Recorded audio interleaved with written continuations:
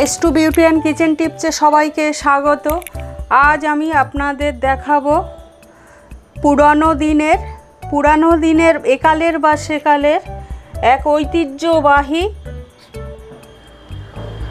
সুস্বাদু রেসিপি ছানার ডালনা।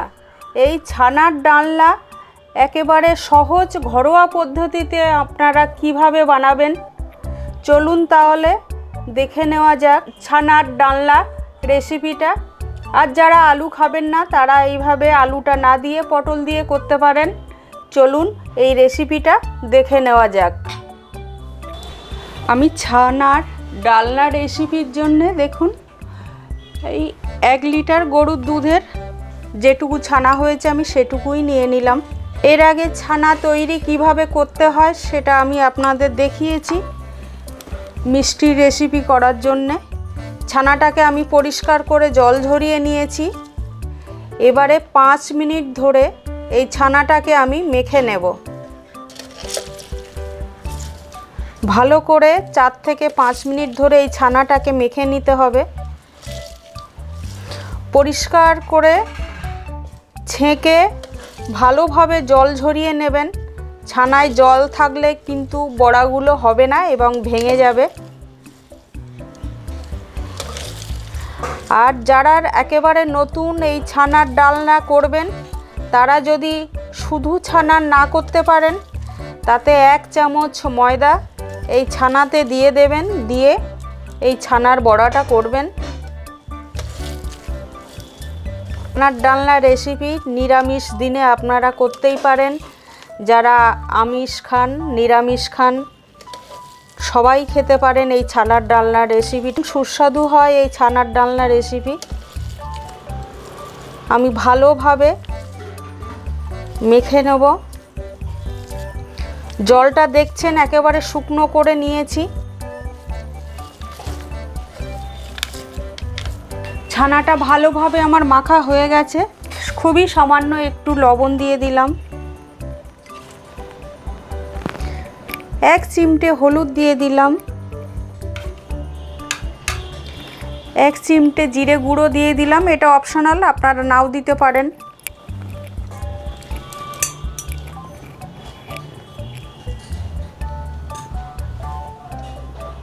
আর 1 চিমটে খুবই সামান্য পরিমাণে একটু লঙ্কা গুঁড়ো দিলাম। আপনারা চাইলে কাঁচা লঙ্কা বেটে দিতে পারেন পেস্ট করে, বা লঙ্কা গুঁড়োও দিতে পারেন। দিয়ে এইগুলো দিয়ে আমি ভালোভাবে ছানাটা মেখে নেব। 5 মিনিট ধরে আগে আমি ছানাটা শুধু ছানা মেখে নিয়েছিলাম। এবার এই মশলাটুকু দিয়েই আমি মেখে নেব। দেখুন একটা ডো বা মন্ড মতো তৈরি হয়েছে, আপনারা দেখছেন। এইভাবে ছানাটা 5 মিনিট ধরে মেখে নেবেন ভালো করে শুকনো করে জল ঝরিয়ে। আর আবারও বলছি, যারা পারবেন না নতুন ছানার ডালনা করবেন তারা একটু 1 চামচ ময়দা দিয়ে নেবেন। ছোট্ট ছোট্ট টিকলি মতো করে গোল গোল শেপ দিয়েছি, টিকলি মতো করে একটু চেপে দিয়ে এই বড়া করছি। বেশি যদি নরম হয় তাহলে কিন্তু ছানার বড়াটা ভাজতে ভাজতেই ভেঙে যাবে।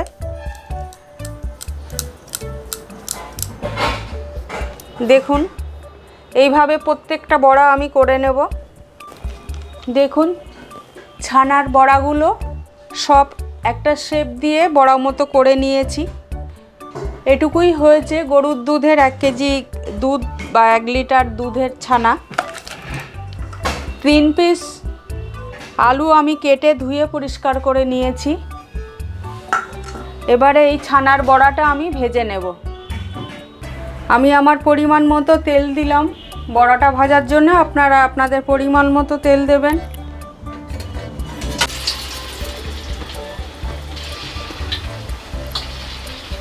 বড়াগুলো আমি হালকা করে একটু ভাজবো, ভেজে তুলে নেব। এই ছানার ডালনা রেসিপিটা যদি আপনাদের ভালো লেগে থাকে একটা লাইক কমেন্ট করবেন। আর আমার চ্যানেলটা সাবস্ক্রাইব করে দেবেন। যারা নতুন আছেন তাদের কাছে অনুরোধ রইল।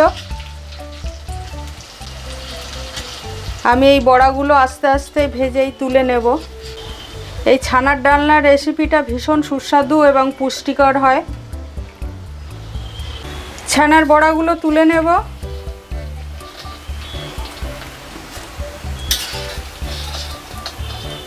ফার্স্টে যে কড়াইয়ে তেল দিয়েছিলাম সেই তেলটাই আমি ব্যবহার করব, আর দ্বিতীয়বার কোনো তেল দেব না। বড়াগুলো সব ভাজা হয়ে গেছে। আমি 1 চামচ ফোড়ন দেব। যেহেতু নিরামিষ করব ওই জন্যে আমি পেঁয়াজ রসুন দেব না। 2-3টে শুকনো লঙ্কা দিয়ে দিলাম। 2-3টে তেজপাতা দিয়ে দিলাম।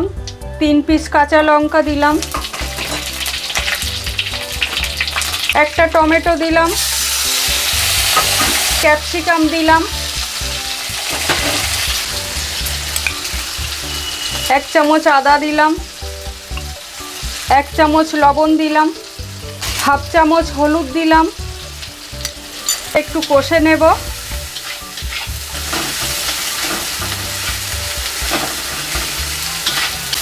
মশলাটা কষা হয়ে গেছে।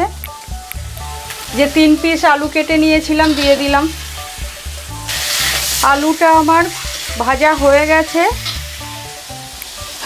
এবারে আমি জল দিয়ে দেবো। জলটা আপনারা কেমন ঝোল খাবেন সেই হিসাবে আপনাদের পরিমাণ মতো আপনারা দেবেন। আমি একটু ফোটার জন্যে ঢেকে দেব। আমি ঢাকাটা খুলে নিলাম। এটা ফুটছে। আমি 1 চামচ ভাজা জিরে গুঁড়ো দিয়ে দিলাম।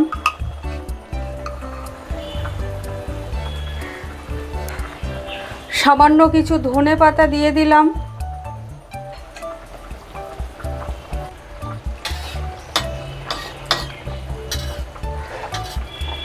আবারও একটু ঢেকে দেব। আপনারা নিরামিষ দিনে এই রেসিপিটা করতে পারেন। ঢাকাটা খুলে নিলাম।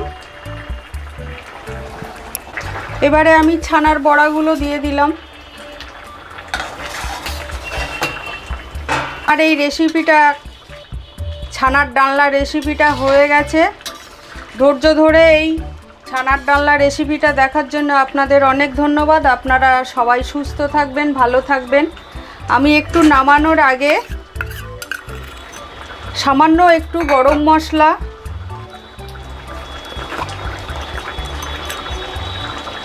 আর সামান্য একটু ঘি দিয়ে দিলাম।